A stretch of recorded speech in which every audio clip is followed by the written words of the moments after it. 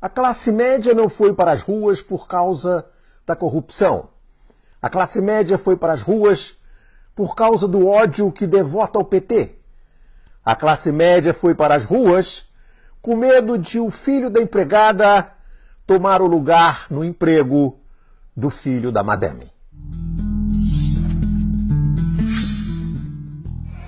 Se a classe média tivesse, de fato, ódio à corrupção, a Avenida Paulista estaria engarrafada desde que esses golpistas assaltaram o poder.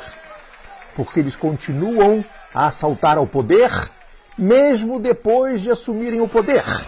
E as panelas da classe média de São Paulo estão em silêncio. Por que a classe média, que desempenha o papel de capataz da Casa Branca, por que a classe média não vai mais para as ruas? Ela tinha ido para as ruas, impulsionada pela Rede Globo. E agora a gente está acompanhando as manifestações. Protestos pedindo o impeachment da presidente Dilma em várias cidades do país. Muita gente chegando aqui. Vamos ver a situação agora no Rio de Janeiro de novo. Agora é com a Mônica Teixeira. Oi, Bonner. A gente segue aqui acompanhando os manifestantes a favor do impeachment da presidente Dilma Rousseff. E também apoiando o impeachment da presidente Dilma Rousseff. Agora a Rede Globo, a gente sabe por quê, denuncia a roubalheira dos golpistas, e mesmo assim a classe média não bate mais panela, não vai para as ruas. A classe média foi para as ruas porque o Lula e a Dilma fundaram 18 universidades.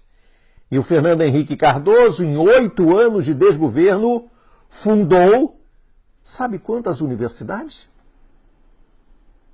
Nenhuma.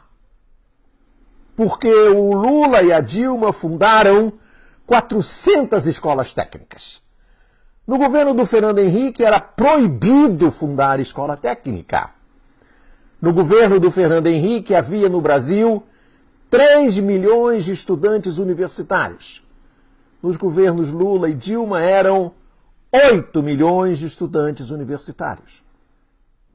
Nos governos Lula e Dilma, as universidades se encheram de negros, pobres, filhos de pedreiros, nordestinos, imagine, nordestino na universidade, mulheres.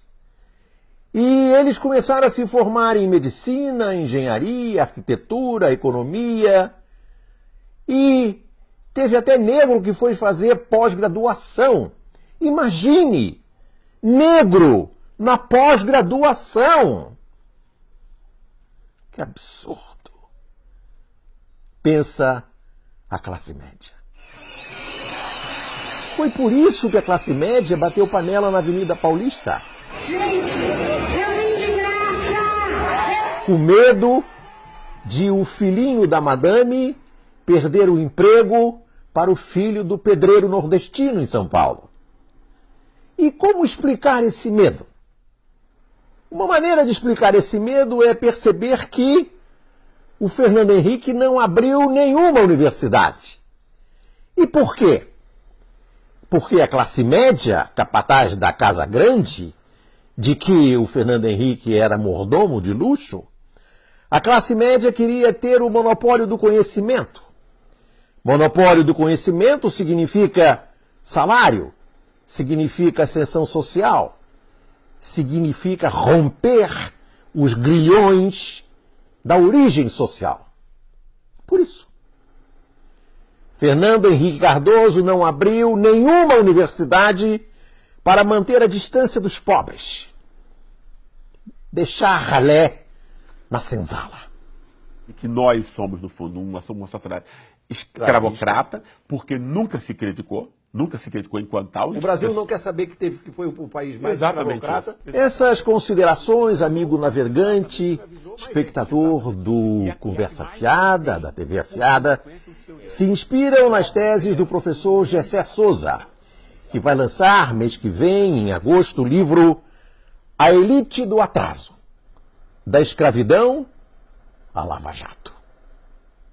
Uma das teses do professor Gessé de Souza é que os intelectuais da USP, por exemplo, o Sérgio Buarque de Holanda, o Fernando Henrique Cardoso, com a sua teoria da dependência, botaram na cabeça da classe média, e a classe média nada mais é do que o capataz da Casa Grande, e o mordomo de luxo da Casa Grande é o Fernando Henrique Cardoso. Esses intelectuais da Universidade de São Paulo botaram na cabeça da classe média que quem rouba é o Estado, quem rouba é o PT, quem rouba é a ralé. E o mercado é santo, incorruptível. É por isso, como o Estado e o PT são os ladrões, não é isso, doutor Moro?